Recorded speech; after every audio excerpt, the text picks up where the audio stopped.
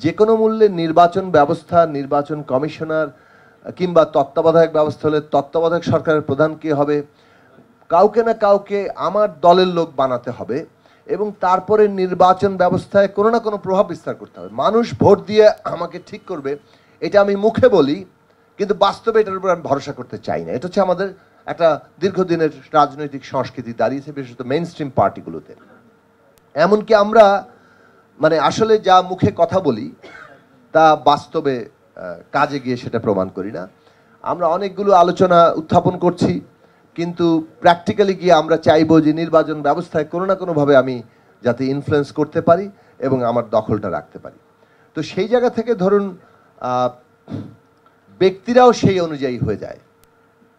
যখন একটা পুরো আধিপত্য চলতে থাকে, সেই আধিপত্যের মধ্যে সব ব্যক্তিদেরই অবস্থা এমন দাঁড়ায় যে তুলনামূলকভাবে ভালো মানুষ, সৎ মানুষ, তাদেরও আসলে কিছু করার থাকে না। তো সে কারণে আমাদের প্রস্তাবের জায়গা ছিল যে রাষ্ট্র ব্যবস্থা যদি, যেটা ঠিক একটু আগে যেটা বলা হয়েছে যে রাষ্ট্র ব্যবস্থার যদি বদল না ঘটে, আলাদা করে নির্বাচন কমিশন ঠিক হতে পারবে না। একটা নির্বাচন কমিশন, ভালো নির্বাচন কমিশন দেওয়া হলো, তিনি একটা ভালো নির্বাচন আয়োজন করতে পারবেন, এটা একেবারেই মানে অসম্ভব একটা ব্যাপার। ফলে এইবারে যেহেতু রাষ্ট্র ব্যবস্থার আমূল গণতান্ত্রিক রূপান্তরের একটা সম্ভাবনা সৃষ্টি হয়েছে, বাস্তবতা তৈরি হয়েছে, সেইটার সাথে সাথে নির্বাচন কমিশন যখন বদলাবে তখন একটা পরিবর্তন হতে পারে। আমাদের প্রস্তাব হচ্ছে যে সাংবিধানিক কমিশন এর মাধ্যমে নির্বাচন কমিশনের নিয়োগ দিতে হবে এবং এই সাংবিধানিক কমিশনে প্রধানমন্ত্রী, সংসদের প্রধানমন্ত্রী, নির্বাচিত প্রধানমন্ত্রী, নির্বাচিত বিরোধী দলের নেতা এবং সুপ্রিম কোর্টের চিফ জাস্টিস, এই তিনজন অথবা তাদের প্রতিনিধির মানে প্রতিনিধিত্বের মাধ্যমে এখানে একটা কনস্টিটিউশনাল কমিশন গঠিত হবে, যে কনস্টিটিউশনাল কমিশন এই ইলেকশন কমিশনের অ্যাপয়েন্টমেন্ট দেবে। বিভিন্ন দেশে বিভিন্ন রকম উদাহরণ আছে, এই ধরনের উদাহরণ আছে, ইংল্যান্ডের উদাহরণও আছে, সেখানে সরকার বিরোধী দলের ইয়ারে থাকেন, সেখানে স্পিকারের নেতৃত্বে সেটা থাকে। কিন্তু ভারতে সম্প্রতি সুপ্রিম কোর্ট এই আদেশ দিয়েছেন, এটা তাদের দেশে একটা আন্দোলনের মধ্যে দিয়ে এই ধরনের কাঠামো তৈরি হয়েছিল, কিন্তু সুপ্রিম কোর্টের আদেশ অমান্য করে ভারতের বিজেপি সরকার সেখানে তিনজন প্রতিনিধি, সরকার, বিরোধী দল এবং চিফ জাস্টিসকে বাদ দিয়ে সেখানে সরকারি দলের দুজন প্রতিনিধি বিধান করে তারা আইন পাশ করেছেন।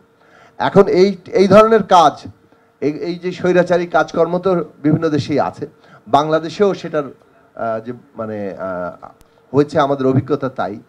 ভবিষ্যতে যে হবে না এটা আমরা হয়তো গ্যারান্টি করতে পারি না, কিন্তু আমাদের এমন একটা জায়গায় যাওয়া দরকার যেখানে আমরা হয়তো এই বন্দোবস্তটা প্রতিষ্ঠা করতে পারবো যে ভবিষ্যতে রাজনৈতিক দলের ক্ষেত্রে ক্ষমতাসীন এবং বিরোধী দল উভয় দল মিলেই যাতে নির্বাচন কমিশন অ্যাপয়েন্ট করেন, যাতে অ্যাপয়েন্টেড ব্যক্তিরা, নিয়োগপ্রাপ্ত ব্যক্তিরা কোনো একটা বিশেষ দলের প্রতি তাদের অনুগত থাকতে না হয় এবং যখন তারা উভয় দল কর্তৃক নির্বাচিত অথবা অ্যাপয়েন্টেড হবেন তখন তাদের পক্ষে অনেক বেশি স্বাধীনভাবে নিজেদের কাজ করা সম্ভব হবে। আর নির্বাচন ব্যবস্থার মধ্যে আরেকটা গুরুত্বপূর্ণ বিষয়, আমরা এটা অনেকদিন দাবি করেছি যে পুরো ইলেকশন কমিশন একটা ইন্ডিপেন্ডেন্ট বডি হওয়া উচিত। এই যে আমলাতন্ত্র থেকে এনে সেখানে নির্বাচনের সচিব নির্ধারণ করা হয়, ওইটা আরেকটা বড় জায়গা যেটার মধ্যে দিয়ে কন্ট্রোলটা হয়। ফলে ওই নির্বাচন কমিশনের সচিবালয়টাই সম্পূর্ণ আলাদা নিয়োগ প্রক্রিয়া, আলাদা ব্যক্তিবর্গ দ্বারা হওয়া দরকার সারা দেশে। সেটা আরেকটা বিষয় হচ্ছে যে নির্বাচনের প্রক্রিয়াটা কিভাবে হবে, পেশি শক্তি, অর্থ, নানা ধরনের যে নির্বাচনী প্রচারণার ক্ষেত্রে মানে এমনকি সাম্প্রদায়িকতার ব্যবহার চলে, সেই সব বিষয়গুলো একটা গুরুত্বপূর্ণ বিষয় নির্বাচনকে সত্যিকার অর্থে জনগণের ভোটের উপর নির্ভরশীল একটা ব্যবস্থা হিসাবে দাঁড় করাতে হলে। তো সেই জায়গা থেকে আমার মনে হয় যে এই আলোচনাগুলো গুরুত্বপূর্ণ অংশ একটা নির্বাচন ব্যবস্থা ঠিক করার জন্য। কেবলমাত্র সিইসি কিংবা 5 জন কমিশনার একটা ভালো নির্বাচন করে দিতে পারবেন, এটা বাংলাদেশে কখনোই দেখা যায়নি। ধন্যবাদ সবাই।